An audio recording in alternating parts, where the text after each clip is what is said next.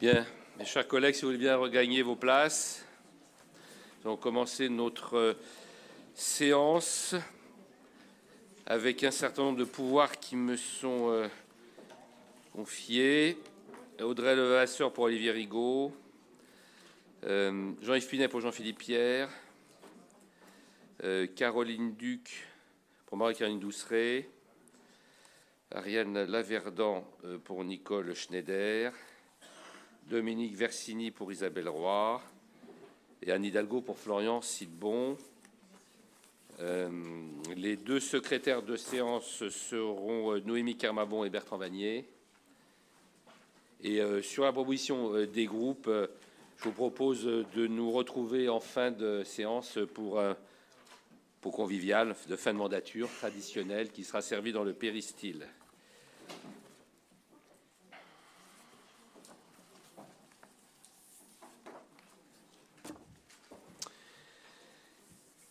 Bien, c'est avec une profonde tristesse que nous avons appris en ce début d'année le décès de René Froment et de Pierre Mercier-Cas, deux très belles personnalités dévouées au service du 15e. Véritable homme de culture, né en 1957, René Froment décide avec sa femme de créer la librairie La Lettre Ouverte, rue de la Convention. Il en profitera pour y organiser de nombreuses réunions avec des célébrités du monde artistique, politique et littéraire. Il créa même une revue professionnelle appelée Le Papier. C'est en 1986 qu'il rencontra Anne-Marie Chintreau, conservatrice des bibliothèques de la ville de Paris, qui deviendra sa complice pour l'ensemble de ses projets futurs. En 1987, il réactive le GIP, Groupement d'information, promotion, presse, édition, et fonde le marché du livre ancien et d'occasion au parc Georges Brassens, sous la halle aux Chevaux, qu'il a animé jusqu'en 2004 et que vous connaissez tous et que vous fréquentez bien sûr régulièrement. Il rédigea pendant cette période tous les 2 mois la lettre du marché, non sans une touche d'humour. Cette année-là, il créa aussi, en plus d'avoir créé le marché au livre ancien et d'occasion dans la halle aux Chevaux, les journées Georges Brassens, qui nous réunissent toujours d'ailleurs, et qui continue pour continuer à faire vivre l'âme du poète. D'ailleurs, je rappelle pour ceux de nos collègues qui étaient présents que la chorale des élus du 15e que nous avions formée y a chanté à 2 reprises et qu'il n'a même pas plu. En 1992, il crée aussi la célèbre Dictée qui reviendra chaque année. De son association avec les copains de Georges Brassens naîtra une grande amitié, les réunissant périodiquement chez Valzac, dont je vous conseille encore la fréquentation d'ailleurs, puisque son restaurant existe toujours, pour y attribuer chaque année le prix littéraire Georges Brassens depuis 1997, qui continue à être remis désormais au Dupont Convention. En 2005, il fonde, avec notre ancien collègue Guy Coudert, l'association culturelle et événementielle du 15, ACE15, dont il restera le président jusqu'en 2013, avec également Guylaine Fonladosa, dont je salue la présence au premier rang du public. Son œuvre littéraire et poétique également était appréciée. Il a publié ainsi plusieurs recueils, Lettres à l'absente, un 2e recueil, Aussi haut le secret, chez Michel Broutat, et enfin La nuit fendue par l'éclair. Nous adressons à sa famille, ses proches, aux membres d'ACE15, et nous demandons d'ailleurs à Guylaine Fonladosa de leur transmettre nos sincères condoléances. Et je vous demande d'observer 1 minute de silence.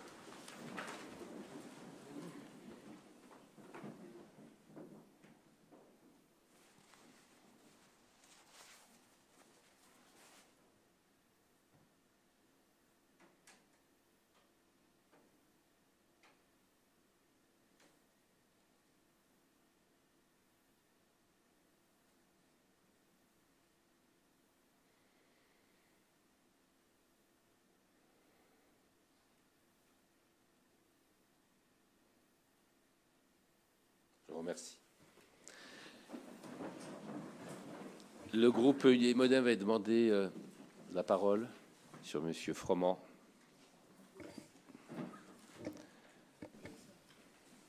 Merci, Monsieur le maire. Oui, au nom de mon groupe, je tenais également à rendre hommage à cette personnalité engagée qui était René Froment. Vous l'avez dit, il a créé le marché du livre du parc Georges Brassens en 87, les journées Brassens la même année, et puis la dictée Brassens, le prix littéraire Georges Brassens en 97, avec des grands noms de la littérature française, de la chanson et de la communauté Brassens.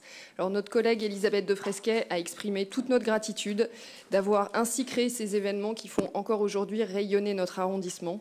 Donc j'adresse à sa famille et à ses proches nos plus sincères condoléances. Merci. Une autre personnalité du 15e. Pardon ? Monsieur Sidbon, vous vouliez dire un mot ? Pardon, excusez-moi. Très court pour m'associer, puisque tout a été presque dit, mais dire que de cet embryon, cette idée géniale de faire un marché aux livres à cet endroit-là, eh bien, on a un marché maintenant qui est reconnu dans tout Paris. Toutes les Parisiennes et les Parisiens savent que c'est un endroit où on peut trouver des ouvrages formidables et qui permet une promenade culturelle. Voilà, donc je m'associe évidemment bien à vos hommages et j'adresse mes condoléances et à la famille et à l'association. Voilà, évidemment. Merci Paul. Pardon. Une autre personnalité du 15e, aussi engagée que chaleureuse, Pierre Mercier-Cas, nous a quittés le 1er janvier dernier, à l'âge de 84 ans. Né en 1933, il a effectué son service militaire en 1960 en Algérie au sein du service médical. Alors qu'il avait la vocation de la médecine, il devient dentiste sur les conseils de ses parents, mais regrettera toujours de n'avoir pu assumer cette vocation manquée. Mais son action au service de ses concitoyens l'a été au profit des anciens combattants d'Algérie, avec la FNACA où il occupa plusieurs fonctions, notamment littéraires, mais aussi celle de président pendant 15 ans. Tous ont pu apprécier en effet ses grandes qualités d'écrivain lorsqu'il fut rédacteur notamment des pages mensuelles de l'Ancien d'Algérie et consacré au Comité de Paris. Militant associatif très attaché à sa terre natale, faisant partie lui aussi de ses déracinés, et attaché également tout autant au monde combattant, il a aussi contribué à tisser ce lien privilégié entre la FNACA et la mairie du 15e, après son prédécesseur, d'ailleurs Jean Laurence, par des rencontres nombreuses, la participation de l'association aux cérémonies patriotiques, honorant tous les combattants, d'ailleurs de toutes les guerres, des expositions, etc. Il était titulaire du TRN, de la médaille des opérations Agrafes Algérie, membre de la NORA, puis titulaire d'autres décorations, la médaille de la ville de Paris, l'étoile civique. Je garderai pour ma part le souvenir d'un homme chaleureux et sensible, généreux et dévoué à sa cause et surtout affichant cet éternel sourire que chacun lui connaissait et qui invitait à la rencontre et je dirais même à l'envie de l'approcher pour partager son optimisme au cours d'entretiens toujours affables et courtois, sans qu'il ne renie jamais pour autant ses convictions qu'il avait fortes. Le souvenir de cette personnalité extrêmement chaleureuse et charismatique, enjouée, restera en nos mémoires. J'adresse à sa famille, à son épouse qui est présente parmi nous, à ses enfants, son fils n'a pu être présent, à ses proches, au président, aux membres de la FNACA du 15e, à son nouveau président, Christian Albéraud, représenté par son secrétaire général, ici même, Philippe Denis-Boire, au colonel Drillon, aussi président du comité d'entente, toutes les condoléances de notre conseil. Et je vous demande d'observer en sa mémoire 1 minute de silence.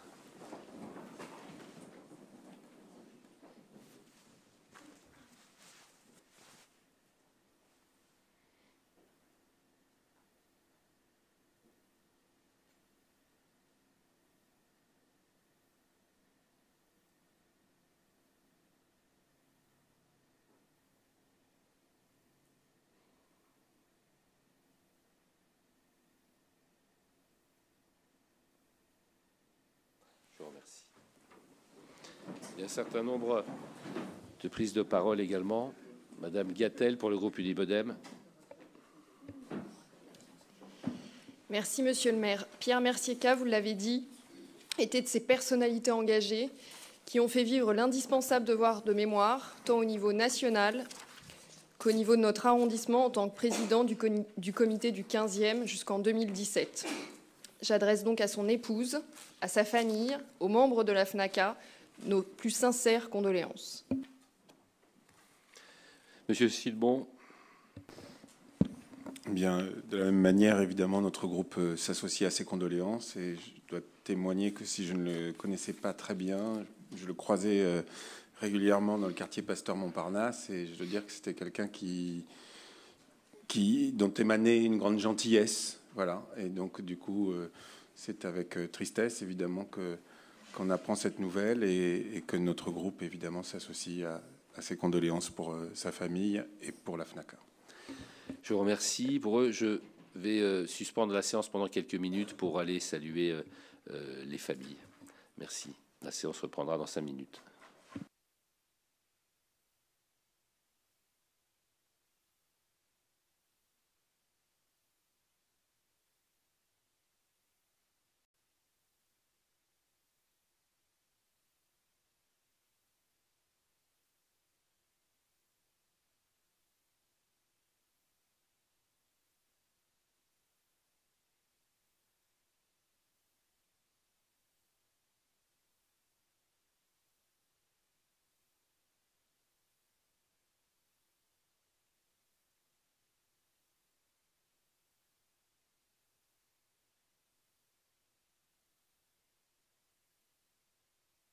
Voilà, nous allons maintenant passer à l'adoption des procès-verbaux de nos séances du Conseil du 25 novembre.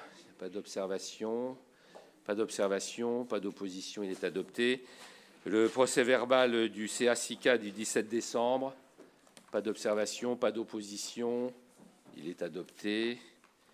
Et maintenant, nous passons à l'examen des projets de délibération. Le numéro 5, communication sur l'occupation temporaire des salles. Merci. Le numéro 6, 2020 SG4, convention de coopération. Madame Clermont-Tonnerre a la parole. Mes chers collègues, en septembre 2019, nous avons approuvé à l'unanimité une délibération portant sur une convention tripartite entre les villes de Paris, Vanves et Issy-les-Moulineaux, qui avait pour objet d'améliorer la qualité de vie des habitants des quartiers situés de part et d'autre du périphérique. Cette convention, qui s'inscrit dans le cadre métropolitain, a été signée le 13 novembre 2019. Son contenu prévoyait notamment que Paris et Issy renforcent les liaisons douces et les continuités écologiques entre les deux communes, améliorent la gestion de leurs interfaces et surtout que les deux collectivités étudient ensemble les conditions de désenclavement des frères voisins où résident 2400 habitants en leur ouvrant l'accès à certains équipements publics. Aujourd'hui, nous sommes saisis d'une convention spécifique formalisant entre autres la possibilité pour les résidents des frères voisins d'accéder à la médiathèque et à la piscine Alfred Sevestre d'Issy-les-Moulineaux à des tarifs équivalents à ceux des Icéens. C'est une avancée très positive dont nous pouvons nous réjouir et qui sera, j'espère, suivie par d'autres mesures de nature à faciliter la vie de nos habitants. Comme Daniel Georges Courtois l'avait rappelé lors de nos débats de septembre, ces discussions qui concernent directement notre arrondissement doivent être conduites en lien avec le 15e. Et sur ce registre, je souhaite que notre mairie soit étroitement associée aux études qui seront menées sur l'évolution du secteur Aquaboulevard, héliport, Langlaine, frères voisins, qu'il s'agisse du diagnostic territorial, des enjeux urbains et environnementaux, et bien évidemment des orientations d'aménagement à venir pour ce futur quartier métropolitain. Je vous remercie. Merci. Madame Tachen, s'il vous plaît, la parole. Merci, Monsieur le maire. À l'occasion de ce dernier conseil d'arrondissement et à l'occasion de cette délibération sur le partenariat avec Issy-les-Moulineaux, je voudrais saluer tous ceux et toutes celles, et en fait ils ne sont pas très nombreux, mais qui ont permis avec sincérité de donner du contenu et du sens à la métropole du Grand Paris. C'est le cas notamment de Daniel Georges Courtois, avec lequel nous avons beaucoup travaillé, et qui, avec la métropole, et qui a permis de mettre en place un réseau, un environnement de développement numérique à l'échelle de la métropole. C'est également le cas des villes comme Issy-les-Moulineaux et Vanves, et bien sûr le 15e, à travers différents projets initiés, notamment par la métropole, mais dans le cadre, par exemple, d'Inventons la métropole. Et à plusieurs reprises, nous avons eu à nous prononcer sur ces questions-là. mais c'est également toutes les conventions qui ont été signées entre ces 3 villes sur le réseau de mobilité douce pour renforcer les liaisons entre ces communes voisines. Le Grand Paris est un sujet majeur et pas finalisé. Il reste encore beaucoup de coopération organisée, à développer, à structurer sur des enjeux prioritaires.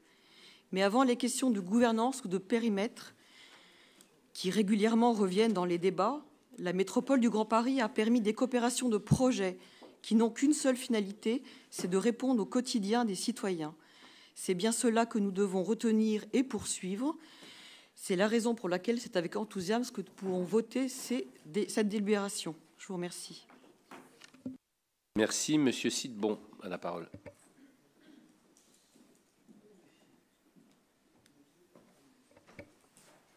Merci, Monsieur le maire. Bien, écoutez, je voulais souligner l'importance qu'a cette délibération pour les habitants des Frères voisins. C'est quelque chose qui est demandé depuis de très très nombreuses années, pour lequel la ville de Paris a mis en œuvre beaucoup d'énergie pour pouvoir aboutir dans le cadre de la métropole, enfin les élus de la métropole, tous bords confondus d'ailleurs, ont mis beaucoup d'énergie pour aboutir à ce résultat qui est que très concrètement, les habitants des Frères voisins qui se sentaient très exclus des dispositifs de type bibliothèque, de la piscine en face et qui devaient faire un très long parcours pour obtenir des tarifs modérés pour ces équipements, eh bien, vont enfin pouvoir aller en face de chez eux. C'est extrêmement important. Je m'en réjouis évidemment parce que je pense que tous bords confondus, nous avons eu beaucoup d'habitants qui nous faisaient remonter cette difficulté et depuis plus d'une mandature en fait. Donc je crois qu'on peut vraiment, arrivant en fin de cette mandature, se réjouir que ça aboutisse et ça va changer la vie de beaucoup de gens. Donc tout ce quartier des Frères voisins auquel il faut évidemment, pour lequel il faut une attention très particulière, eh bien au moins il y a là une première pierre très concrète pour les habitants. Merci. D'autres intervenants concernant cette délibération? Je n'en vois pas, donc la parole est au rapporteur, Monsieur Courtois. Merci, Monsieur le maire. D'abord, je voudrais souligner, comme les précédents orateurs l'ont dit, combien cette délibération est utile, nécessaire et va évidemment dans un sens tout à fait positif pour les habitants du 15e arrondissement. Dire effectivement à Anne qu'on a été un certain nombre à croire au développement du phénomène métropolitain. Je crois que c'est important, même si tout n'est pas parfait. C'est quand même quelque chose qui est à peu près entré maintenant dans les temps. Alors peut-être juste un petit point, mais là aussi je crois qu'il y a un grand consensus sur le sujet. En fait, il y a un absent dans la signature de cette convention de coopération, c'est le maire du 15e. Ah, c'est dommage. Mais c'est aujourd'hui effectivement juridiquement exact, puisque la mairie d'arrondissement et donc son maire n'ont pas la capacité juridique de passer ce genre de contrat. Voilà. Peut-être en conclusion, tout ça pour dire que j'ai cru comprendre que tout le monde était d'accord pour faire évoluer un peu le rôle des maires d'arrondissement. Bien, s'il y a bien quelque chose qui illustre la nécessité de faire un petit peu évoluer le statut des mairies d'arrondissement et des maires sur un certain nombre de sujets, c'est ce type de coopération qui concerne au premier lieu les habitants du 15e, les habitants d'Issy-les-Moulineaux, et j'ajouterais finalement sur des sujets qui en réalité relèvent aussi beaucoup du maire d'arrondissement à travers les équipements de proximité. Voilà, donc je trouve que c'est parfait et je m'en réjouis. Je voulais juste rappeler cette petite incongruité. Oui, c'est même une grosse incongruité, mon cher collègue, et je voudrais rebondir là-dessus pour dire qu'effectivement, alors que ça fait des années, mais que nous travaillons vraiment mano in mano avec la mairie de Paris, bien sûr, et aussi la mairie d'Issy-les-Moulineaux et de Vanves aussi, et qui est concernée par le principe de la Convention, il y a quand même un sujet de ne pas pouvoir co-signer une convention qui concerne au premier rang les habitants de l'arrondissement et que nous avons vraiment négocié avec même le maire d'Issy-les-Moulineaux qui est venu ici en mairie avec son équipe administrative le Daniel Georges Fouras s'en souvient, et d'autres aussi. Donc on a tout négocié. On a vendu ça, c'est vrai, à la mairie de Paris, et tout s'est très bien passé. Il y a eu vraiment un échange tout à fait fructueux qui permet d'aboutir à cette convention. Et voilà, l'organisme qui n'est pas représenté, c'est la mairie du Cayenne. Enfin bon, il est vrai que ça révèle les insuffisances nombreuses, il n'y a pas que là-dessus, du statut de Paris, qui date maintenant de 30 ans et qu'il faudra penser à modifier. J'ai cru comprendre en lisant les journaux que c'était la volonté de la totalité des candidats à la mairie de Paris, donc on les attend effectivement au pied du mur. Cela étant, c'est pas le plus important. Monsieur Sidbon l'a dit, les autres aussi d'ailleurs.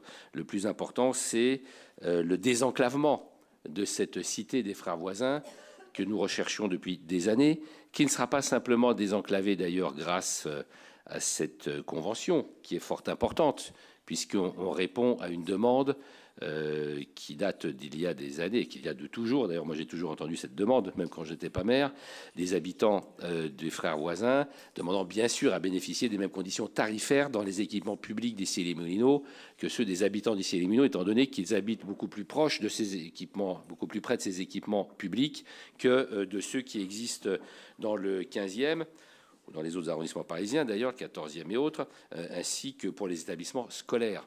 Donc ça, c'est vraiment quelque chose d'essentiel et vraiment, on s'en réjouit que, même s'il y a eu une première convention en 2003 quand même, qui n'a pas été suivie totalement des faits, qu'aujourd'hui, on ait pu aboutir là-dessus. Il y aura bien d'autres choses, comme par exemple la suppression de l'héliport, à laquelle nous sommes les uns et les autres attachés. Il y aura aussi... je parle sous le contrôle d'Isabelle Le Sens, notamment, de terminer la liaison en réseau express vélo le long de la Seine entre le Garigliano et puis le périphérique. Les pistes également pour les portes que nous avons en commun avec Vanves, les portes Brancion et portes de la Plaine, notamment. Il y aura aussi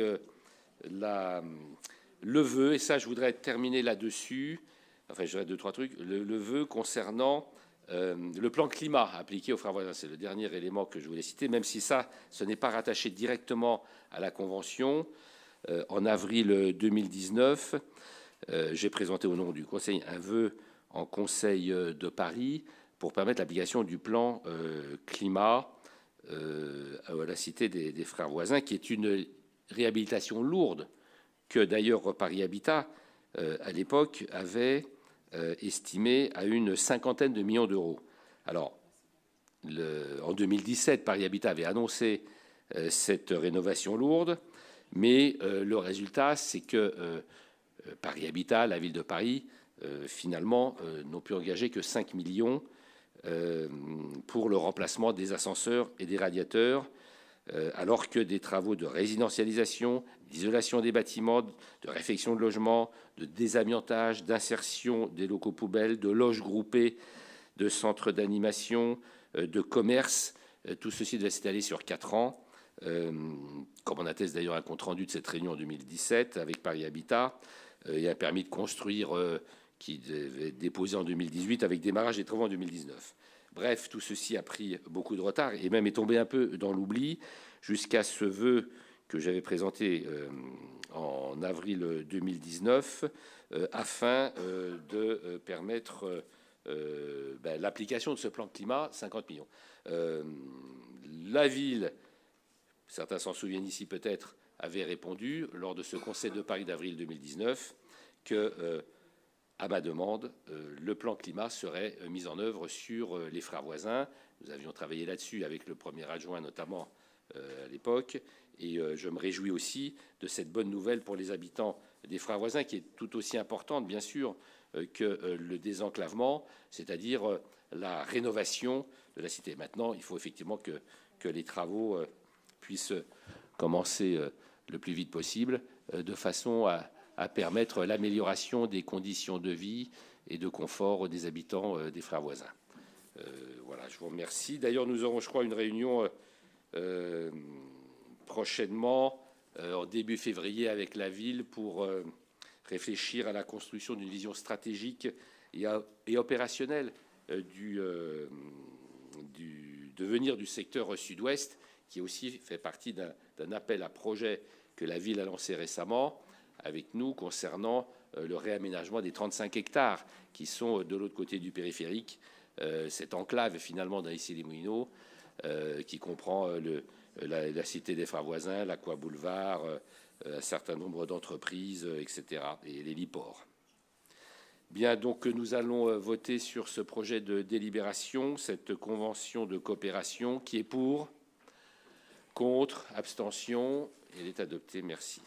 Je vous propose de regrouper les délibérations 7-8 2020 DVD 1, parc de stationnement Montparnasse, Raspail et travaux d'extension de la vélostation Maine-Montparnasse, principe de délégation de service public. Et la 2020 DVD 10, parc de stationnement Montparnasse, Raspail, avenant numéro 6 à la convention pour intégrer une vélostation. Monsieur Jean-Philippe Pierre a la parole. Oui, merci, monsieur le maire. Les deux délibérations qui nous sont proposées ce soir vont dans la droite ligne que nous souhaitons en matière de politique et de vélo à Paris. Alors sans les détailler, puisque vous les connaissez toutes, mais je voudrais revenir sur la délibération donc 2020 DVD 10 qui prévoit la création d'un parc de stationnement sécurisé pour vélos dans l'ancienne galerie technique de l'avenue du Maine et du boulevard Montparnasse.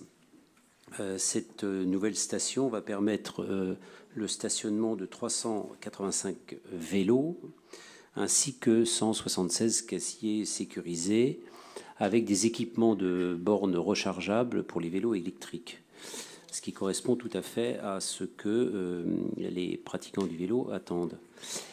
Pour la deuxième délibération, qui est la 2020 DVD 01, il s'agit cette fois-ci de la création d'une vélostation dans l'ancien tunnel piétonnier sous le parvis de la gare Montparnasse, à côté de la gare Montparnasse. Elle permettra de créer 400 places de vélos électriques et 1000 places de vélos non électriques cette fois-ci. Alors ces deux délibérations, évidemment, sont très satisfaisantes pour les pratiquants du vélo, mais aussi pour la politique du vélo que l'on souhaite à Paris. Le vélo est une véritable alternative aux Parisiens en matière de déplacement, d'autant qu'on constate tous que la voiture est définitivement bannie dans la capitale. Je vous remercie. D'autres interventions sur ces deux projets de délibération dont la discussion a été groupée? Alors, Madame Le Sens a la parole comme rapporteur. Merci, Monsieur le maire. Chers collègues, je dois dire que lorsque j'ai vu que pour ce dernier conseil de la mandature, il y avait deux délibérations sur le vélo, je me suis dit, ouh là là, formidable, quelle belle fin de mandat. Ceci dit, c'est pas deux, c'est finalement une, mais quand même, c'est pas mal, sauf que malgré tout, cette délibération, la DVD 10, porte sur donc l'exploitation d'un ouvrage dont la livraison est prévue pour le mois d'avril, c'est-à-dire c'est demain, ce qui laissera aux successeurs de Madame Hidalgo tout le plaisir de l'inaugurer. S'ils avaient fait plus vite, ils prenaient moins de risques dans ce domaine. Il s'agit de la gestion d'un parking qui sera appelé vélostation, mais qui en réalité, tel que c'est parti, ne sera qu'un parking, ce qui est déjà pas mal, bien entendu, quand même. Alors, il est proposé à titre expérimental que la gestion de cet établissement soit confiée au concessionnaire actuel du parc de stationnement automobile qui se trouve à proximité. Et je m'étonne beaucoup de cette proposition, dans la mesure où les logiques d'usage des véhicules motorisés et des véhicules non motorisés ne sont pas du tout les mêmes. Je regrette qu'on ne profite pas de cette occasion, de l'occasion de cette grande première parisienne, pour donner leur chance à une des sociétés françaises qui se sont spécialisées précisément dans les services de gardiennage et d'entretien des vélos. Je pense que seules ces sociétés sont susceptibles d'enrichir l'offre de stationnement en services adaptés, tels que boutiques, mécaniciens, bornes de lavage et de gonflage, renseignements sur les nouvelles pistes de la ville de Paris, etc. Aux Pays-Bas, les vélostations sont fréquemment exploitées par des sociétés d'insertion, ce qui implique une grande valorisation du personnel et se traduit par une très longue présence humaine sur place. Mais on pourrait aussi envisager que le service de gardiennage soit couplé avec un service de location de vélos, et donc que ce soit des opérateurs de la location qui en aient la charge, des vélos éventuellement municipaux, ce qui participerait à la résolution du problème actuel auquel tout le monde pense. Je m'étonne également que l'on envisage pour les cyclistes seulement un abonnement, alors que le ticket descendant jusqu'au quart d'heure est proposé aux véhicules motorisés. C'est curieux puisqu'il est souhaité exactement l'inverse entre les vélos et les voitures. On souhaite que les vélos roulent pendant que l'on s'efforce d'inciter les chauffeurs à peu utiliser leur véhicule. Alors, je fais un peu dans les détails, je sais bien, mais pourquoi préciser que l'identification du vélo se fera par un autocollant ? Pourquoi parler des horaires du ménage ou du nombre de rondes de surveillance, etc. N'est-ce pas un peu du détail ? Et enfin, j'ai un autre regret, et j'en aurai fini avec mes regrets, c'est le fait que dans le cadre de la stratégie d'accueil des touristes à Paris, et notamment de l'accueil des cyclistes et des voyageurs à vélo, et pour tenir compte de l'absence d'espace pour les vélos dans l'hôtellerie parisienne, je pense qu'il aurait pu être intéressant d'en tenir compte et, par exemple, d'offrir une gratuité pour les 24 premières heures, comme cela se passe également aux Pays-Bas d'ailleurs, ou bien prévoir des modalités particulières avec les établissements hôteliers de la proximité. Quoi qu'il en soit, l'autre délibération, la numéro DVD 01, propose que la délégation soit de 18 ans, ce qui semble être habituel dans ce genre de marché, mais elle démarre seulement en juin 2020, ce qui me paraît donc peut-être pas indispensable de s'engager d'ores et déjà pour 3 mandats, quelque chose qui démarrera que dans 2 ans. Confier les travaux d'extension de la vélostation, en tout cas à une société qui n'a pas d'expertise du vélo, c'est être à peu près certain d'avoir des gros défauts, et en particulier dans le choix du matériel qui sera utilisé. Et ça, je le vois quasiment tous les jours. C'est une expertise qui existe, encore faut-il la connaître. Bref, pour me résumer, j'aurais quand même voulu, dans cette affaire, que l'on saisisse l'occasion pour dissocier les exploitations du garage pour véhicules motorisés de celles des véhicules à propulsion musculaire, que soit recherché un aménagement et une exploitation par une société spécialisée sur le sujet, que l'accueil du stationnement de courte durée soit étudié, que ce soit à la journée ou à l'heure, et qu'il y ait un suivi des pratiques afin de pouvoir faire évoluer les affaires, qu'une prise en compte des usages liés au tourisme soit prévue et encouragée, et que l'aspect financier, enfin, ne soit pas le facteur prépondérant s'agissant d'un service public. Alors, monsieur le maire, je comprends bien que les dispositions proposées ont surtout pour raison d'être de ne pas dépenser trop d'argent, puisqu'on n'en a plus, et de résoudre des questions auxquelles on aurait sans doute mieux fait de réfléchir plus tôt. Cette habitude de l'urgence n'a pas toujours réussi à la ville, mais enfin, je vois bien que notre accord, que je vous propose, sera assorti des recommandations ou des regrets, comme on voudra, que je fais quant à l'organisation de la politique du vélo à partir du printemps prochain. Alors, étant donné que notre engagement à tous ne fait aucun doute en faveur du vélo, et malgré toutes les réserves que je sais que vous partagez, monsieur le maire, ainsi qu'un certain nombre des collègues ici présents, et tout de même afin de ne pas retarder l'ouverture de cet établissement qui est de toute façon très attendu, je vous propose donc de donner votre accord aux dispositions énoncées dans la délibération DVD10 et dans la délibération DVD 01. Je vous remercie.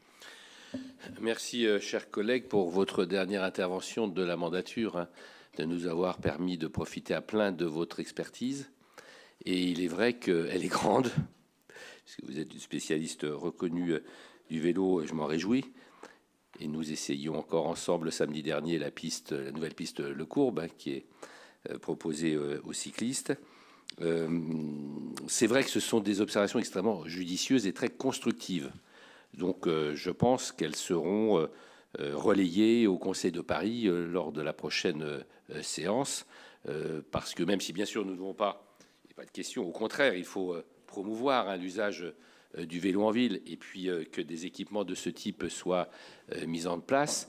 Mais néanmoins, il y a un certain nombre de réflexions, de remarques, moi que je trouve tout à fait judicieuses, nous avions examiné ensemble, qui pourraient permettre sans doute, si elles étaient retenues par la mairie centrale, d'améliorer encore les choses, de proposer encore une prestation, un service plus intéressant pour les cyclistes. L'usage du vélo qui s'est beaucoup développé, d'ailleurs, notamment depuis la grève, et qu'il faut continuer à entretenir. Voilà, donc nous allons procéder au vote sur ces deux projets de délibération. Le 2020 DVD 1 avec un avis favorable. Qui est pour? Contre? Abstention? Merci. Le DVD 10 avec un avis favorable. Qui est pour? Contre? Abstention? Merci. Les deux projets de délibération ont été adoptés à l'unanimité, mais avec les réserves, les observations que vous avez si justement exprimées. Le 9 DCPA 9, qui est une convention d'occupation du domaine public pour l'installation et l'exploitation d'installations photovoltaïques, et la convention d'objectifs, subvention avenant sur la substitution d'un site. Il s'agit des collèges Citroën et du gymnase Émile-Antoine. Y a-t-il des interventions? Pas d'intervention. Merci. 10 DCPA 11, musée Bourdelle, opération de sauvegarde et mise en valeur du bâtiment d'atelier. Merci. 11 DAC 545, une subvention de 895 000 € et des conventions avec 30 sociétés gérant 35 salles de cinéma indépendantes de Paris. Pour ce qui nous concerne, bien sûr, il s'agit d'une subvention de fonctionnement de 60 000 € pour le cinéma Le Chaplin, rue Péclet. Merci. 12 DAE 37, budget participatif, avenant à la Code épée avec SNCF Mobilité et avec FIFUS dans le cadre du projet Espace de coworking étudiant entrepreneur dans la gare de Vaugirard. Madame Clermont-Tonnerre a la parole. Merci, Monsieur le maire. Monsieur le maire, mes chers collègues, l'ancienne gare de Vaugirard de la Petite Ceinture, qui accueillait les voyageurs jusqu'en 1934, va prochainement connaître une nouvelle destination et une nouvelle jeunesse. Malheureusement, pour être passé tout à l'heure aux abords de la gare, j'ai été stupéfaite par le retard pris par les travaux de rénovation de cet édifice. Sans pour autant avoir pu accéder à l'intérieur, j'ai observé que du côté quai, comme du côté de la cour, les façades de cet ancien bâtiment voyageurs ne sont ni restaurées ni ravalées. Ce retard est d'autant plus incompréhensible qu'il s'agit là d'un projet du budget participatif amorcé dès 2015, d'un projet qui devrait être livré fin 2019 et dont le gestionnaire FIFUS a été sélectionné en 2018 à l'issue d'un appel à manifestation d'intérêt. Et surtout, il s'agit d'un très intéressant projet de coworking pour des étudiants entrepreneurs. Ce retard semble avoir plusieurs causes. D'abord, la SNCF a laissé ce bâtiment se dégrader pendant des années sans engager de travaux pour la préservation de ce patrimoine exceptionnel. Ensuite, le chiffrage fait par la ville a manifestement été sous-évalué compte tenu de l'importance des travaux à réaliser. Enfin, la première consultation des entreprises s'est révélée infructueuse. Résultat, nous sommes aujourd'hui saisis de 2 avenants afin de prolonger la convention d'occupation de la gare qui relève du domaine public de SNCF Mobilité.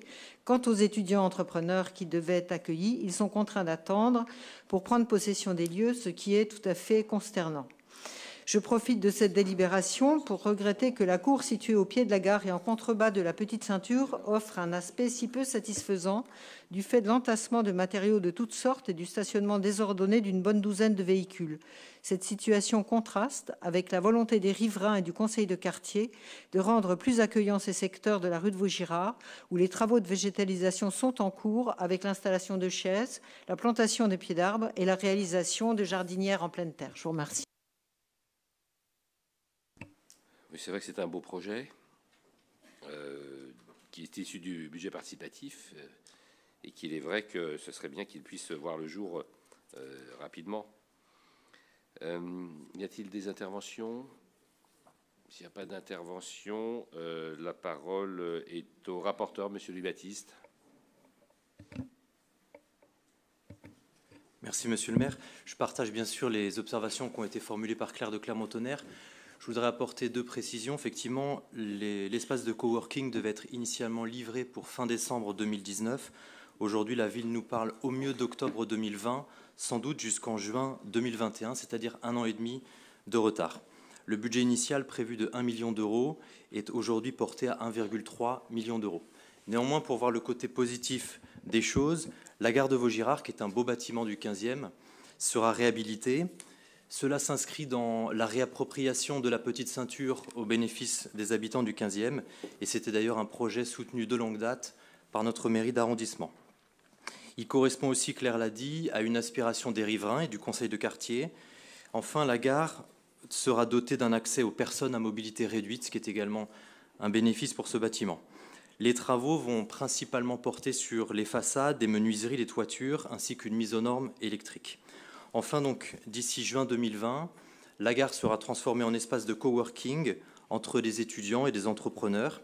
C'est donc une délibération qui permet l'aboutissement d'un beau projet. Et même si nous déplorons le retard pris sur ce chantier, en tant que rapporteur, je vous invite à formuler un vote favorable sur cette délibération. Bien, donc je vais soumettre ce projet de délibération à votre suffrage. Qui est pour?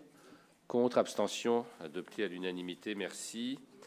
Le 13, DAS 52, budget participatif, une subvention de 1 636 000 euros et convention en faveur de 5 projets de l'économie circulaire. Pas d'intervention, merci. Ah, pardon, excusez-moi, Madame Roy.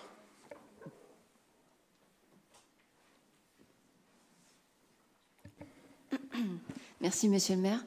Donc, pour ce dernier conseil d'arrondissement, je crois qu'il faut se féliciter de ce projet de bricothèque ressourcerie qui aboutit dans le quartier Brancion-Brassens. C'est un projet qui va permettre donc de mettre en œuvre une ressourcerie pour les habitants du 15e, un atelier de bricolage, et puis qui a quand même... je crois, un aspect extrêmement important qui est une vocation en fait d'inclusion sociale, puisqu'il permettra en fait d'aider des personnes à retourner à l'emploi, ce qui, je pense, est un élément évidemment très positif quand on est élu de terrain dans le 15e, de pouvoir participer en fait à l'attractivité du territoire et permettre à des personnes de retourner dans l'emploi. C'est un projet qui était vraiment très attendu par les habitants du 15e. Pour avoir participé au conseil de quartier Brassens. Quand ça a été présenté, alors qu'on en était encore qu'à une préfiguration, il y avait déjà, je crois, un gros enthousiasme des habitants, beaucoup de questions qui sont posées, beaucoup d'échanges. Donc vraiment, je suis contente que pour notre dernier conseil d'arrondissement, on puisse enfin voir ce projet voir le jour. Et ce que je voulais ajouter, c'est que il est pour l'instant installé dans des locaux qui seront temporaires. Et je crois quand même qu'il faudra regarder pour que ce lieu, en fait, soit vraiment un lieu aussi de lien social. C'était une demande des habitants qui est vraiment un espace de convivialité, que ça puisse être aussi un lieu de rencontre pour les habitants de ce quartier. Donc, comme ce n'est pas encore tout à fait précisé dans la délibération, je pense que ça serait quelque chose d'utile à voir, en tous les cas, quand ça se mettra en place. Et puis, pour terminer... quand même dire que ce projet fait partie des nombreux budgets participatifs qui ont vu le jour dans le 15e. Quand même plus de 50 projets votés, réalisés depuis 2015 si on parle des projets d'arrondissement. Plus de 200 réalisations si on parle des projets à la fois du 15e et ceux qui ont été localisés dans le 15e, même s'ils étaient du niveau parisien. Donc je crois que ça a été vraiment un outil structurant et positif pour notre arrondissement. Et surtout dans le quartier Brassens quand même, parce que quand on regarde objectivement, entre la maison de santé, la réfection du parc Brassens, la réfection du théâtre de marionnettes qui est en cours, le Montfort qui a pu bénéficier d'un espace de convivialité, et la fresque aussi, la belle fresque au Périchaud. Je trouve que voilà, c'est du positif, et je trouve que c'est important de le rappeler à l'occasion de cette délibération. Je vous remercie. Merci d'avoir bien valorisé la mise en œuvre du budget participatif dans le 15e. Nous sommes tous pleinement engagés. Y a-t-il d'autres interventions? Sinon, la parole... Ah, pardon. Merci. Alors, je voudrais effectivement m'associer à ce que la mairie et tous mes collègues, ainsi que Isabelle et d'autres ont fait pour que tout se passe, qu'on ait toutes ces activités maintenant qui vont être mises pour effet dans le quartier Brancion dans le cadre des budgets participatifs. Il y a juste une petite chose que je voudrais ajouter et auquel les habitants tiennent particulièrement, tout simplement parce que j'y vis quand même depuis 40 ans, c'est qu'ils aimeraient aussi que nous ayons des commerces qui s'y installent. Parce que je peux vous avouer que ne pas avoir de commerce, ou si peu pour faire ses courses, au niveau du boulevard Lefebvre, au niveau de la porte Brancion, sachant Bartholomé, bon, il y a quelques petites choses qui sont faites aussi grâce à la Maison de la Santé, quelques commerces qui se sont installés là, mais vu le nombre d'habitants qui tournent à peu près à 5000 familles, hein, surtout tout le coin, si on remonte jusqu'à Porte de la Plaine et Porte Brancion, je pense qu'il serait souhaitable que dans la réfection du quartier Brancion, puisque ça doit être fait sur l'avenue Porte Brancion, ce sur lequel a travaillé notre collègue Claire de Clermont-Tonnerre, je pense qu'il serait important qu'il y ait de nombreux commerces qui s'y installent, comme c'est pour les autres quartiers.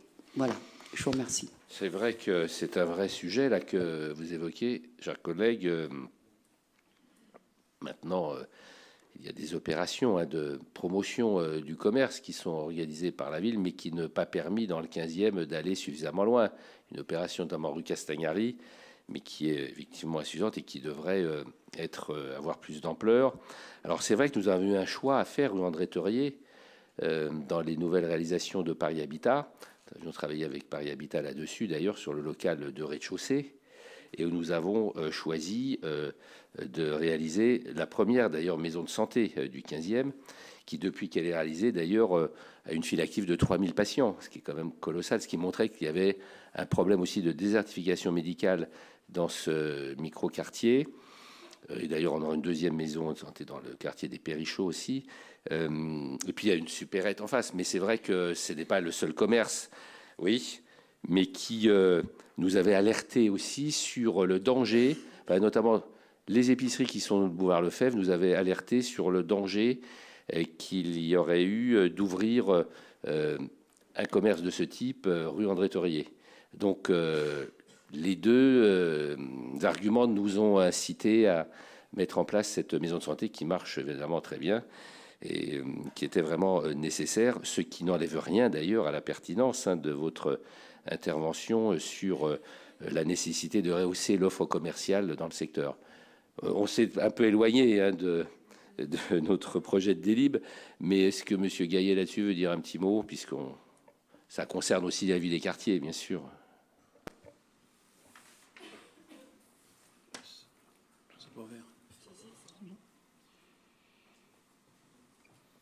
Il faudrait, pour trouver une solution, agrandir la zone de revitalisation de Castagnari. Ça, c'est un impératif qui est lié à la déstructuration commerciale qui a été opérée par l'avenue du Tramway. Je vous rappelle qu'un quart des commerces ont disparu à ce moment-là et que le marché Lefebvre est un état aujourd'hui végétatif. Donc, il faudrait associer les deux opérations, tant le commerce sédentaire que le commerce du marché de plein vent. Merci. Oui, c'est vrai, vous avez tout à fait raison. D'ailleurs, nous l'avons demandé lorsque nous avons examiné le projet de délibération, je crois, sur de la rue Castagnari, et quand nous avons reçu l'adjointe chargée du commerce, Mme Polski, ici d'ailleurs, et pour le moment, c'est vrai que les choses n'ont pas trop avancé. Moi, je suis très inquiet pour le marché Lefebvre, où j'étais encore samedi dernier en parlant avec les marchands qui perdent du chiffre d'affaires. Il faut savoir que le marché du samedi, il y a encore quelques commerces. Ça n'a rien à voir avec ce que c'était avant l'installation du tramway, qui a tué ce marché. Bon, le tramway a beaucoup d'autres avantages, mais en tout cas, il a tué le marché. En revanche, le mercredi, le marché du mercredi, voire Lefebvre, il n'y a plus qu'un marchand de fruits et légumes. Et c'est tout. Donc c'est effectivement un peu pour un quartier où il y a énormément d'habitants, qui a une très grande densité. Hein. Donc c'est un vrai sujet. Il faut reprendre les discussions avec la ville là-dessus, et notamment, enfin c'est pas que la ville, il faut aussi qu'il y ait des commerces qui acceptent de s'installer là-bas. Bien, on va revenir peut-être à la bricothèque avec notre rapporteur Maud Gattel qui va répondre aux intervenants.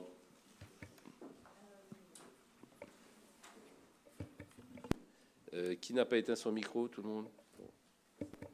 Merci, monsieur le maire. Alors je ne peux que partager les propos d'Isabelle Roy et de Louisa Ferrat. Simplement, j'aurais un regret, puisqu'on a attendu cette ressourcerie et cet atelier de bricolage et de réparation pendant toute la mandature. Alors naturellement, on ne va pas bouder notre plaisir et on est ravis que l'échéance s'approche, puisqu'on annonce une ouverture donc d'ici à l'année prochaine. Simplement, on est loin des engagements qui avaient été pris de une ressourcerie, une recyclerie par arrondissement. Le 15e arrondissement est un des arrondissements oubliés de la capitale, ça n'est pas le seul, mais c'est vrai que si on veut mener une politique réellement zéro déchet, il faut aussi permettre aux habitants de Paris et de l'ensemble des arrondissements d'avoir les infrastructures qui sont nécessaires pour justement permettre cette politique zéro déchet. Alors vous l'avez dit, ce sera un lieu temporaire, donc il faudra que collectivement on veille à pérenniser cette installation et pourquoi pas très rapidement avoir un deuxième lieu au sein de notre arrondissement pour une recyclerie, une ressourcerie, pour accompagner les habitants de notre arrondissement vers une politique zéro déchet. Donc je vous invite naturellement à voter en faveur de cette délibération. Oui, avant de terminer, quelques informations modestes, mais sur les engagements que la mairie du 15e a mis en place pour l'économie circulaire. D'abord, en 2018, souvenez-vous, grâce au budget participatif également, nous avons pu ouvrir le premier Fab Lab parisien et francilien dédié au design et au textile pour produire des pièces et des prototypes à l'aide de matériaux récupérés et recyclés. L'association de préfiguration, Régie de quartier du 15e, qui a été créée en 2016, travaille avec des acteurs du réemploi dans le 15e. Depuis 2017, la mairie du 15e s'est engagée dans une démarche de valorisation de ses biodéchets, en recyclant notamment son marc de café. En 2017, le nouvel atelier de reprographie de la ville dans l'arrondissement a été équipé de pièces de mobilier de réemploi. Et puis, bon, nous avons aussi été lauréat de l'appel à projet Inventons la métropole du Grand Paris avec le quai d'ici, avec le fait que l'opérateur puisse porter un projet innovant dans ce domaine. En réintroduisant notamment des mini-unités de production industrielle et réalisant des produits fabriqués à Paris avec des produits recyclés. Voilà quelques initiatives prises ces 2 ou 3 dernières années en la matière. S'il n'y a pas d'autres interventions, je mets au suffrage ce projet de délibération qui est pour, contre, abstention. Merci, il est adopté à l'unanimité. Le 14, d'AZES 20, subvention de 20 000 € et convention avec l'association Ensemble aux Frères Voisins pour les actions mises en œuvre au titre de l'exercice 2020. Merci. On a parlé tout à l'heure des Frères Voisins. Ah, pardon, Monsieur Sidbon. Je ne voudrais pas qu'on passe trop vite sur cette... Et là non plus qu'on ne boude pas notre plaisir de voir un espace de vie sociale renaître aux Frères Voisins avec cette subvention pour cette année. Saluer vraiment le travail de cette association, travail extrêmement nécessaire, né de l'engagement citoyen des habitants, il faut le souligner. Il y a un autre espace de vie sociale qui est né dans le quartier donc Falguière, et formuler une fois de plus, la dernière pour cette mandature, le vœu que de ces œufs que sont ces espaces de vie sociale puisse naître un véritable second centre social pour le 15e, qui est plus que nécessaire. Nous l'avons conjointement à plusieurs reprises souligné. Reste à ce que l'on puisse envisager des projets qui en permettent la mise en œuvre concrète, parce que tant le quartier, je dis ça pour rappeler à ceux qui écoutent que l'OCMC Asile intervenait également aux Frères Voisins. Et il avait sa base rue Vigée-Lebrun, mais il intervenait également aux Frères Voisins, et c'est suite à la disparition de l'action de l'OCMC Asile que ces deux espaces de vie sociale sont nés. Il nous faut un deuxième centre social dans le 15e. Est-ce que ce deuxième centre social pourra également ou pas intervenir aux Frères Voisins? On verra. En tout cas, ce travail social est évidemment dans ces deux quartiers plus que nécessaire, et je voulais en profiter pour le souligner à nouveau. Vous avez eu raison, et moi je souhaite effectivement que les deux centres sociaux du 15e, qui sont déjà en nombre insuffisant, puissent reprendre toute leur place, qu'il s'agisse de la rue de Lavre ou du centre au CMC Asile Vigée-Lebrun. La rue de Lavre a connu des difficultés, mais a réussi à se maintenir à flot, si je peux dire, tandis que le CMC Asile, pour les raisons que chacun connaît ici, a malheureusement dû fermer ses portes, même si nous avons dans les tuyaux un projet de reconstruction du bâtiment avec des locaux prévus pour au rez-de-chaussée pour le centre social. Je parle sous le contrôle de mon adjointe chargée de la petite enfance, aussi des locaux prévus pour une crèche de 60 berceaux et une halte garderie et un centre de PMI, mais aussi des logements. Alors, très bien, les logements, mais moi, ce que je souhaiterais, c'est que dans ce projet, la place réservée aux activités du centre social puisse être plus importante, élargie par rapport à ce qui est proposé par l'association qui a pris en charge, si je peux dire, cet immeuble. Donc là, nous sommes en discussion avec la ville de Paris là-dessus. D'ailleurs, nous partageons la même analyse et les mêmes objectifs. Pourquoi pas des logements, effectivement, sur ce site, d'autant plus qu'il faut reconstruire le bâtiment qui est extrêmement vétuste.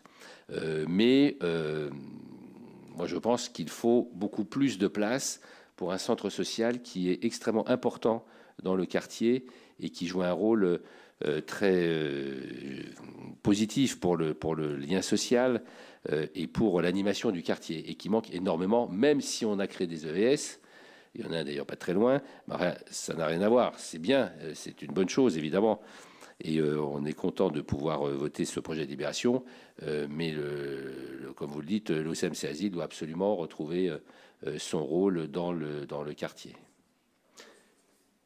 Comment? Un centre social, oui. Alors, donc...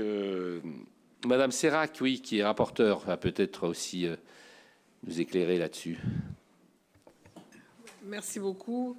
Dans tout ce que je viens d'entendre, effectivement, je suis d'accord. Monsieur Silbon le sait bien, puisque j'ai travaillé dessus beaucoup depuis la fermeture de l'OCMC Asile. Je voudrais juste revenir à l'association Ensemble aux Frères Voisins, de l'ouverture de cette EVS, qui s'avère être pour l'instant un succès. Ils sont en cours d'agrément à l'heure actuelle avec la CAF pour 2 ans. Pour les années 20 et 21. Il y a également aussi, ils ont pu engager une coordinatrice salariée, 22 heures par semaine, qui apporte beaucoup à tous ces bénévoles qui, malgré toute leur bonne volonté et l'énergie qu'ils déploient, ont besoin d'un quelqu'un qui soit un petit peu plus, qui puisse coordonner leurs actions. Ils ont également un dossier qui a été accepté pour l'ouverture d'une classe, c'est-à-dire pour faire des sorties culturelles pour les jeunes. Le théâtre, la Villette, etc. Ils ont aussi ouvert, je trouve ça assez intéressant, une activité de jeu pour tous, qui est ouverte évidemment aux jeunes, mais également aux seniors, dans le cadre de la lutte contre l'isolement, qui a l'air de bien marcher. Ils ont aussi beaucoup d'aide au numérique, puisque il y a beaucoup de gens qui ne savent pas s'en servir ou qui ne sont pas outillés pour cela, et donc qui viennent à l'EVS pour effectuer un paiement numérique, remplir des dossiers en numérique, etc. Et avec l'aide de la coordinatrice, qui a pris son rôle très à cœur, ils essayent d'attirer de nouvelles personnes du quartier, et en particulier, ils ont organisé une galette des rois récemment, où elle avait distribué à la sortie des classes des Frères Voisins un tract pour inviter les familles à venir.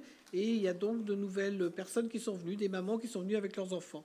Donc je pense que c'est positif, et les relations avec le centre d'animation sont aussi plus ou moins bien meilleures qu'elles l'étaient. Voilà. Merci. Donc je mets aux voix ce projet d'évaluation qui est pour, contre, abstention. Merci, adopté. 15 d'ASES 25, subvention de 162 000 € et convention avec le Centre d'action sociale de la Ville de Paris et 8 associations relatives au financement, fonctionnement d'actions d'aide alimentaire. Pour le 15e, il s'agit de la Croix-Rouge, une subvention de 12 000 € qui est une reconduction de la subvention allouée en 2019. Merci.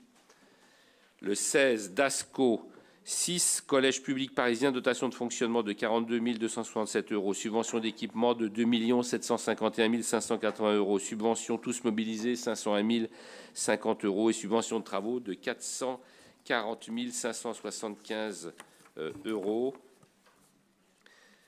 Pour des travaux avec Camille C, un ajustement de forfait élève de 690 €.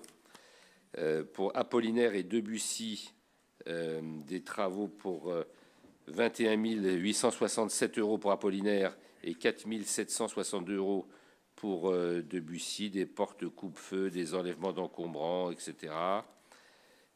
Pour Modigliani, photocopieur, mobilier, tableau numérique, 22 280 €.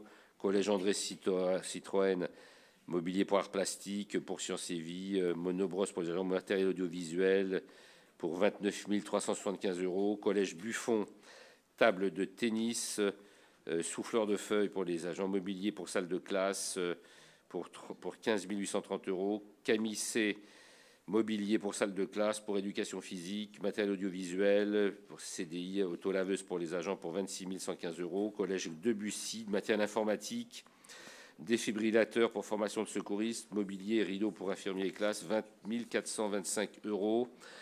Duhamel, tableau numérique interactif, mobilier pour le CDI, matériel, outillage, 21 940 €. Collège Guillaume Apollinaire, vidéoprojecteur, aménagement de la salle des professeurs, mobilier pour administration pour 27 485 €. Et collège de Stahl, vidéoprojecteur pour salle de classe, ordinateur pour 27 000 €. Observation, merci. Le 17, DASCO 7, lycées municipaux, subvention d'équipement pour 316 690 € et subvention pour travaux d'entretien pour 30 642 €. Il s'agit du lycée Corbon, équipement pour administration, ordinateur, imprimante, vidéoprojecteur, vitrine pour classe relais, pour 16 310 €.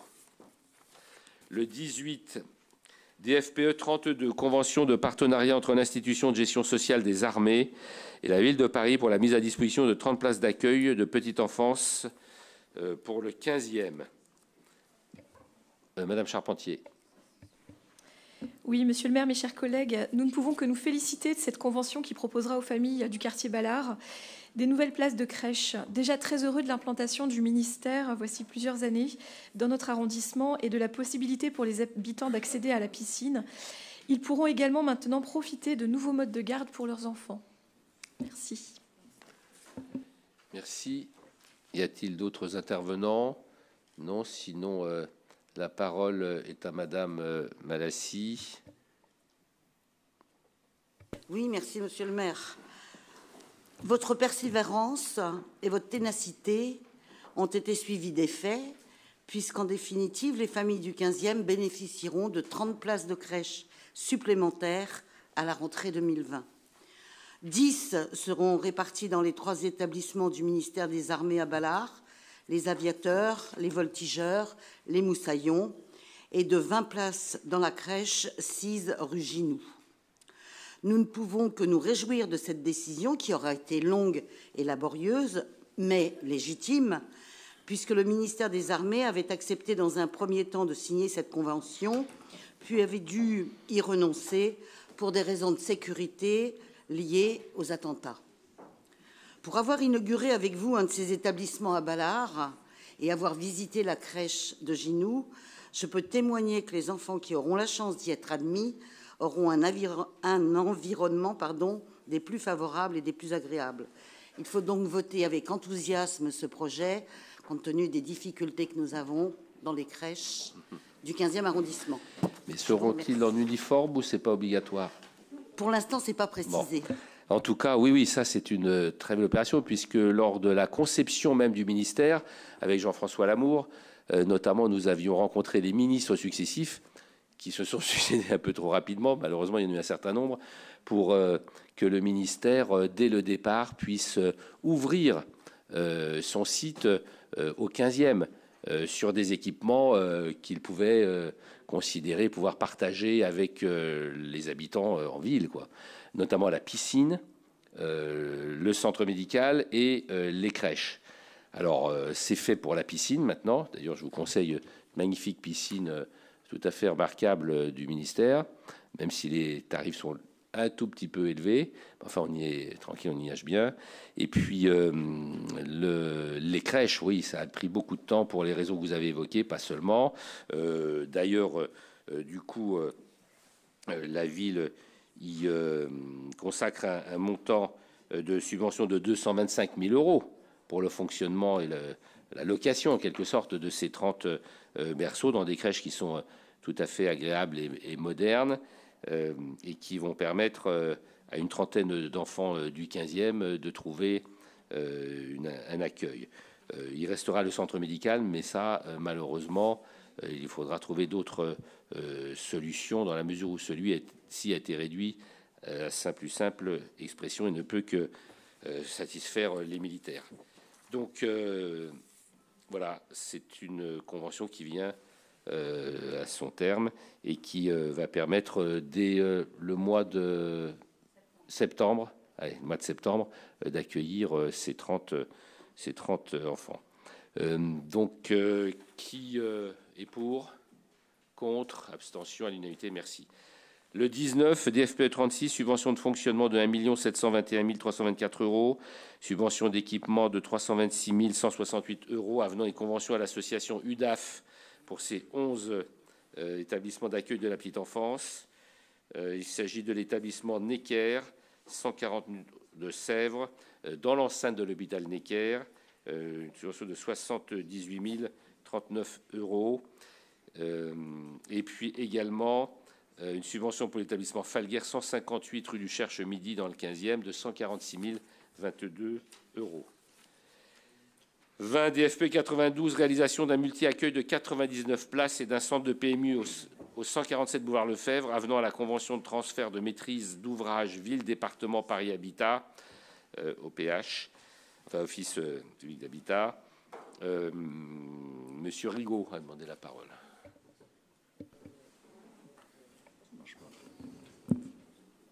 Monsieur le maire. Oui.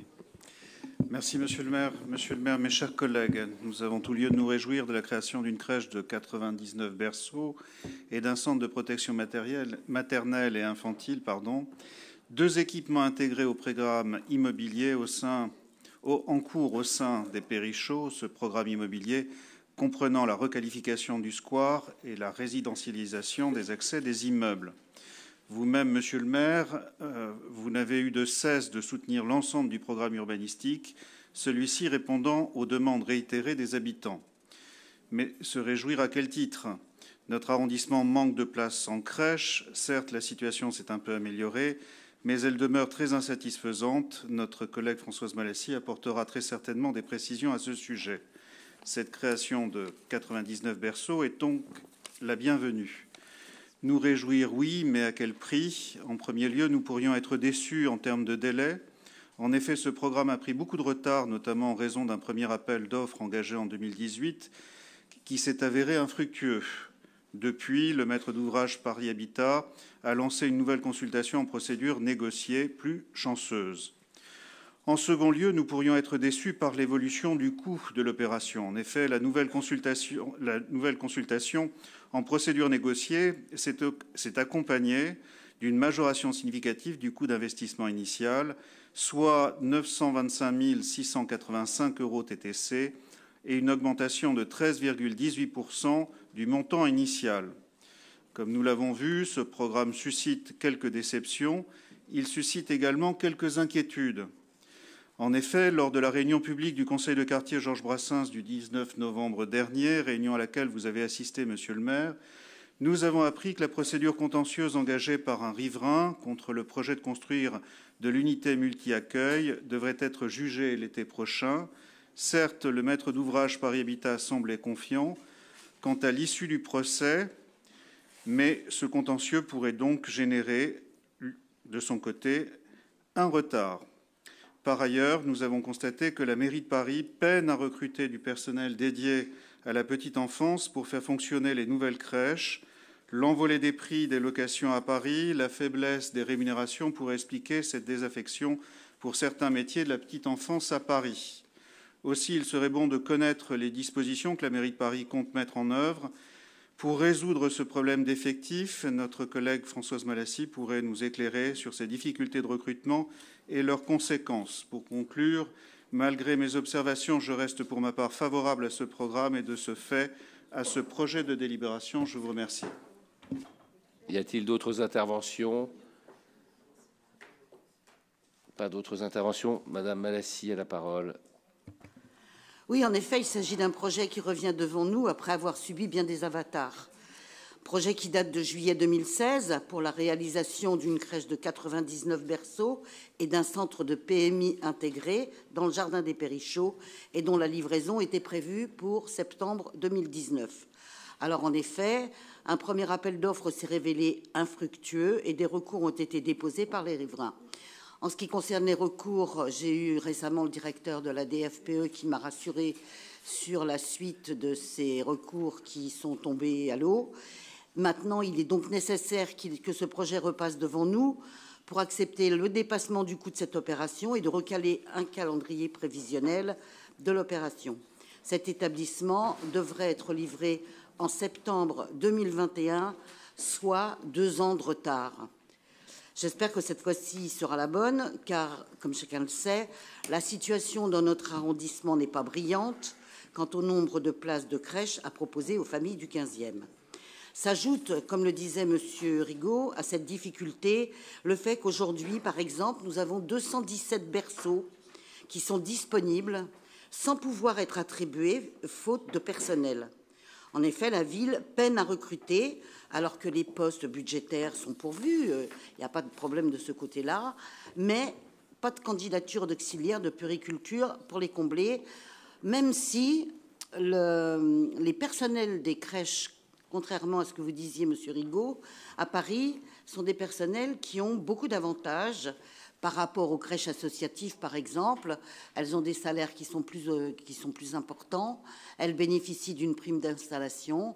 Elles bénéficient de RTT que n'ont pas forcément les personnels qui sont dans les crèches associatives.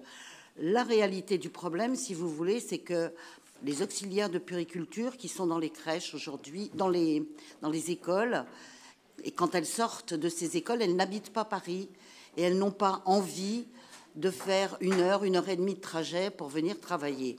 Parce qu'elles ont un métier qui est compliqué, qui est difficile. Et donc, les postes à Paris ne sont pas pourvus. Il n'y a pas que le 15e, hein, c'est général dans tout Paris.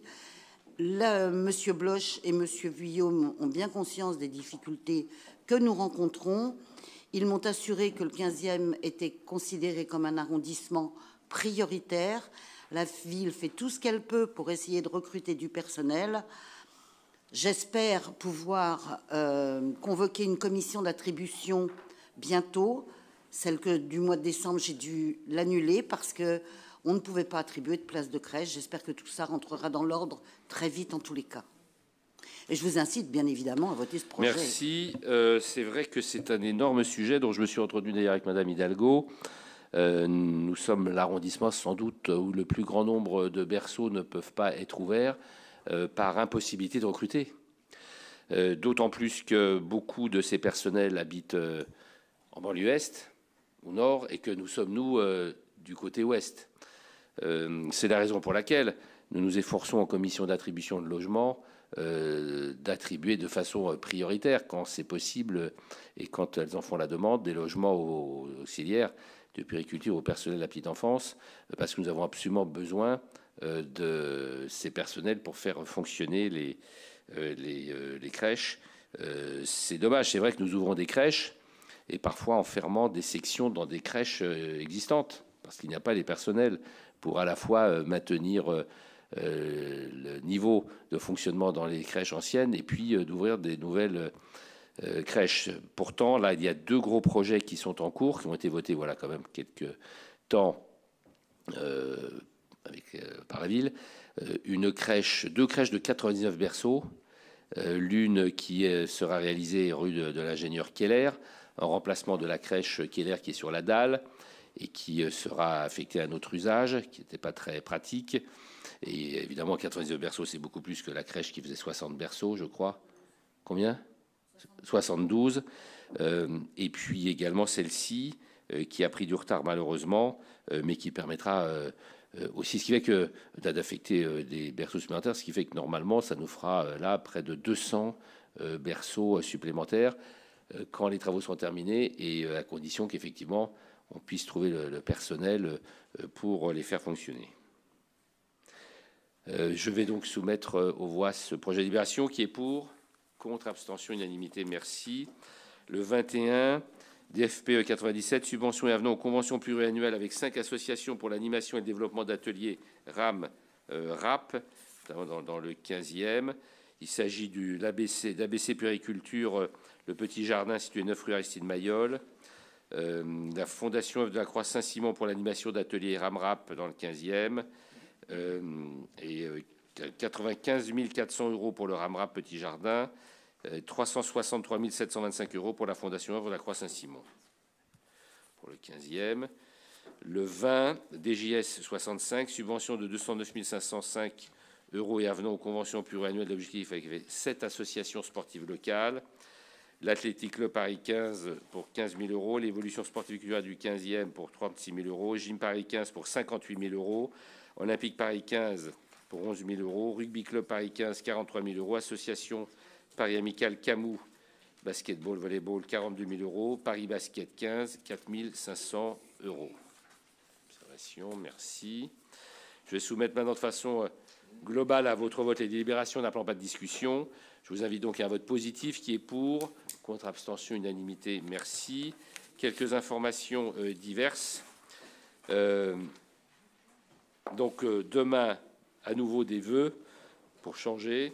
À 19h, vœux sport, association sociale, diversité, culture. 23 janvier à 12h30, vœux aux autorités religieuses. 20h, pièce de théâtre Tchekhov en comédie. Samedi 25 janvier, vœux à la maison des associations. Mardi 28 janvier à 20h, concert pour le 250e anniversaire de la naissance de Beethoven, association Via Luce. 31 janvier, la nuit de la solidarité, auquel vous êtes tous conviés. Je crois qu'il y aura une équipe d'élus d'ailleurs qui fera une maraude spécifique. Merci pour eux. 20 février, un spectacle qui est très intéressant et très divertissant à 20h, pièce de théâtre Casse-toi d'Ivar, salle des fêtes. Le fameux bal masqué d'Elisabeth de Fresquet le 27 février à 20h30 en mairie. Et du jeudi 5 au samedi 7 mars, comme c'est nos derniers conseils, voilà, je fais un petit récapitulatif de tout. Du 5 au 7 mars, salon de la généalogie. Je vous rappelle que c'est le plus grand salon de généalogie de France, donc qui se réunit pendant 3 jours ici même. Et le lundi 9 mars, évidemment, aussi à 20h, une pièce de théâtre pour la journée de la femme. Voilà, donc pour célébrer, si je peux dire, la fin de la mandature et de ce dernier conseil, il y a donc un pot qui est servi dans le péristyle. Mais je voudrais, pour terminer, pour conclure cette série de conseils d'arrondissement, vous remercier tous les uns et les autres, quels que soient bien sûr les bancs sur lesquels vous siégez, de tout ce qui a été fait et qui est colossal finalement pour améliorer les conditions de vie des habitants du 15e. Je veux dire que dans ce conseil d'arrondissement, dont la tenue, vous en êtes les responsables, hein, était parfaite pendant 6 années, nous avons pu évoquer tous les sujets avec des débats extrêmement productifs pour l'ensemble du 15e et des habitants qui, à chaque fois, ont permis d'améliorer les projets, que ce soit de la part de la mairie du 15e ou de la mairie de Paris. Et donc, je voulais, en tant que président du conseil, si je peux dire, d'arrondissement, vous remercier tous du travail accompli, en espérant vous revoir nombreux, en tout cas parmi les visages qui sont ici, lors de la prochaine mandature. Merci à toutes et à tous.